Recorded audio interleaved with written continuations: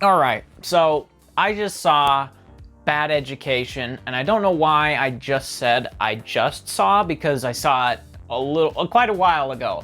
But as you can see, it's 2:30 in the morning, so I'm not gonna be bothered with continuity in this video. I'm just gonna lay it all out there. I saw Bad Education starring Hugh Jackman, and I kind of loved this movie. The town is only as good as its public schools. The better the school system, the higher the price tag on the homes. These are the best early decision numbers that we've ever seen. So this is a movie from director Cory Finley, who directed one other feature before this. The first movie he did was Thoroughbreds from 2 years ago, I believe, and that starred Anya Taylor-Joy and Olivia Cooke, I believe is her name, and it was a movie about two girls that were essentially sociopaths, and they wanted to off one of their dads. And it was this dark comedy that was incredibly quick-witted, really entertaining, and really well made, which was the most shocking part about it. As a debut feature, it was very well made. And now, moving into Bad Education, this was a movie that I had a lot of hopes for, obviously, because I liked Cory Finley's first movie, Thoroughbreds, so much. I had a lot that I was looking forward to here. And of course, the cast is great. Hugh Jackman is excellent in this movie. He actually completely steals this show. Chad's a smart kid with a world ahead of him, and it's our job to give him the runway. The story is just a couple of school admins and their criminal wrongdoings. And it sounds kind of bland and generic, as most biopics do about real events that happened. You can just go look it up. But what this movie does is that it actually makes it feel like this is a movie worth being made. And that is very difficult to do in the biopic area, because again, you could just go look this up. You literally could just go look up the story and read a Wikipedia article about it and basically get all the information this film delivers. But this film manages to make it feel like it is an essential viewing, that the movie itself is the best way of absorbing this information. And it does so with visual flair, great performances, actually like best actor, best actress, Oscar performances, really great script writing, a great structure, great character work, and an interesting story that just so happens to be a real life story. Bad Education is the story of the largest embezzlement scandal in American public school history, based on a true story that happened in the early 2000s. So that's sort of my nutshell review of the movie, is that it manages to do something that most biopics don't, in that it justifies itself as a movie. So let's talk about that a little bit more, because not only does this movie excel at being a biopic, it excels at just being a movie, and there is a lot to unravel here, a lot to talk about that I think is very good. So let's start with the first half, where I think the movie really thrives. The first 45 minutes to an hour, roughly, is magic. The first half of this movie is absolutely fantastic. The structure is just perfect. The characters are perfect. The performances are perfect. It's one of those movies that it establishes everything so flawlessly before it rips the floor out from underneath you, which is the most engaging aspects of the movie. You have these two characters, Hugh Jackman and Allison Janney, who are these school board admins for this super luxurious high-class school that's like top 5 in the nation at student grades and getting into, pristine colleges like Harvard and Yale and all these great colleges. And you get to watch their daily routine in the first half of the movie. They establish these two characters and this other girl character who's doing some reporting for the school newspaper, who comes back in a big way later. But you watch these two characters go about their day. You see Hugh Jackman, and he's this super present, very caring guy who stays out late at the school learning about the students, learning about their hobbies and their habits, what their parents like to do, what they like to do, so that he can understand the kids better. And it's this really kind of touching thing. You look at this character and you go, wow, this teacher or this admin really loves his job. He really loves the people that he is working with, that he's teaching. And you get that a great sense of that. And you get this sense of camaraderie between Allison Janney and him.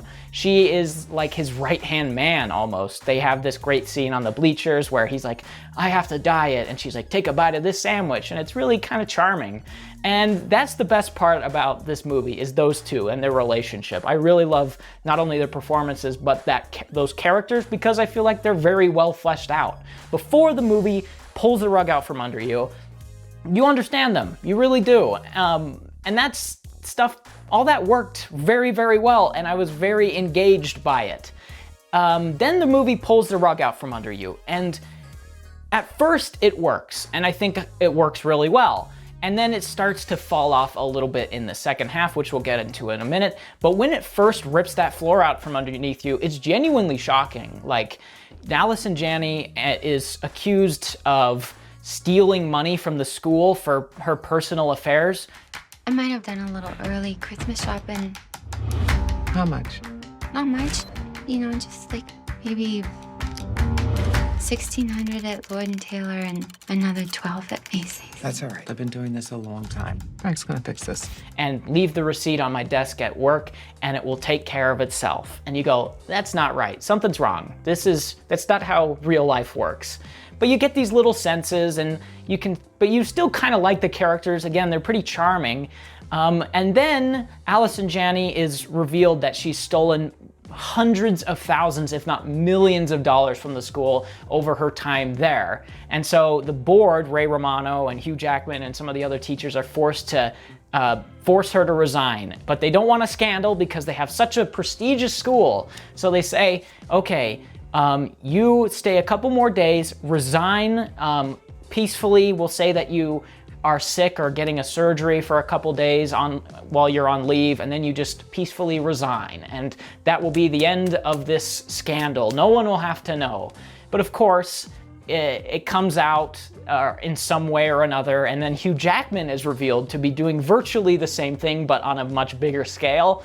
And it becomes sort of a generic biopic journalism type movie from there, which is the stuff I didn't so much like. The stuff when it is just centered around Allison Janney and Hugh Jackman dealing with this crisis and how they respond to it personally, that stuff is great. You see Allison Janney like in shock, and she tries to call Hugh Jackman after the scenario, and he's like, don't call me, and he's really pissed off. And then he calls his new boyfriend that he met on a work trip. And so you get to see these characters and how they deal with these situations. But before we move on to the stuff that I didn't care for too much, there is other things to be addressed in this first half, namely the music, the editing, and the cinematography, which throughout the whole movie is absolutely superb. Everything technically in this movie, it completely nails. The cinematography is absolutely amazing. I loved how this movie looks. There's long tracking shots, there's sweeping camera movements, there's perfectly coordinated just dolly shots. It's not overly flashy to the point of it being like, all right, we didn't need this here. It's just like perfect compositions, blocking, it's just great stuff. And the editing and transitions is like utter perfection. There's some moments where, like, for example, Hugh Jackman at one point turns around to like say, what's this character, or what's this dad, what does he like to do? And then he turns towards the camera and it match cuts to a different scene where he's talking to that character about that thing he just learned. So there's a passage of time that happens, but you completely understand it because of the match cut editing. It's perfect, and there's so many other things like that in the editing where it's just like masterfully done. That kind of stuff is amazing. I love that stuff. We were inviting the Times, Newsday, and every other paper in the tri-state area to our front door. With all due respect, screw the papers. This is a very real crime here. The last half of this movie is just okay, which for any other movie to be simply okay across the board is a win, really. And the last half, it just kind of starts to trend into standard fare, generic kind of biopic reporter story kind of thing, where the character that was writing for the student paper comes back in a big way, like I said, and you follow her as she kind of links paper trails back to non-existent people that were associated with the school, yada, yada, yada. She's the one that essentially breaks the story that her whole admin board is being seedy and stealing money.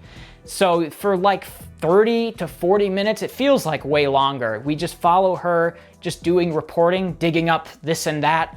And it's like, it feels so sluggish. It really does, because it is so standard. Like Spotlight, for an example, was a movie that was literally 2 hours of that. So I've seen so many movies like this, where reporters pore over information and they go, this isn't right, this doesn't make sense. Like, there are so many movies like this. And so to see this movie that had such interesting characters, such a great style, such a great energy to it, kind of dip into this standard fare with a character that wasn't set up super well in the first half or that well fleshed out. Like, it reveals that her dad was also part of a scandal, but it's not established that well early on. It's only kind of hinted at. And then she's like, Dad, I'm revealing this scandal about these people and you had this, so let's talk about it. And I was like, I get what you're trying to do, but it's just not that well fleshed out.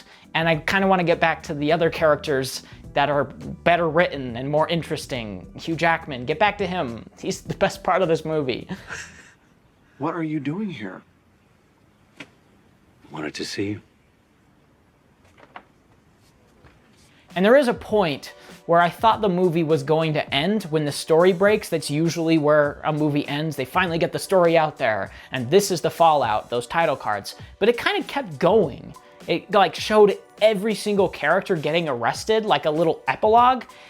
And I'm not sure that was completely necessary. Like, I enjoyed seeing what Alice and Janney did after this broke. I enjoyed seeing that Hugh Jackman just like hightailed it. That was kind of character stuff, but I don't know. After having this huge thing break and then also having the title cards at the end of the movie, it made this epilogue feel extraneous. So that's Bad Education, a movie that has so much going for it and just little points of bother for me. There is so much to like about this movie. It's so stylish. It has so much energy, so much charisma. The performances are truly excellent.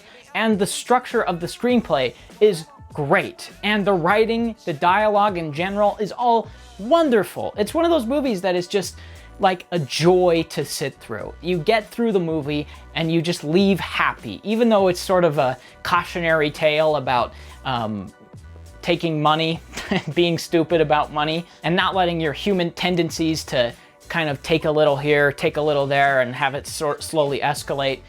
It's a great watch. And even though there is some generic stuff, some standard fare, some character, some lackluster plot points, it is truly a great movie that I would highly recommend you watch. And in this 2020 era of coronavirus, of riots, of murder hornets, of Kobe dying, of World War III potentially breaking out, this is a great getaway into a real life thing that happened a little bit ago that is done with a huge amount of flair. So other than a few other movies, there's really not that much from 2020 to watch, which is why I think I wanted to talk about this in the first place. So it's been a crazy year. So if you haven't seen this, you should watch it. I believe it's on HBO or Amazon Prime, something like that. Yeah, I give it an 8, solid 8 out of 10. Really fun. Cory Finley, he's coming up. His next movie, if it's not a masterpiece, I'll be surprised. I think it's gonna be great.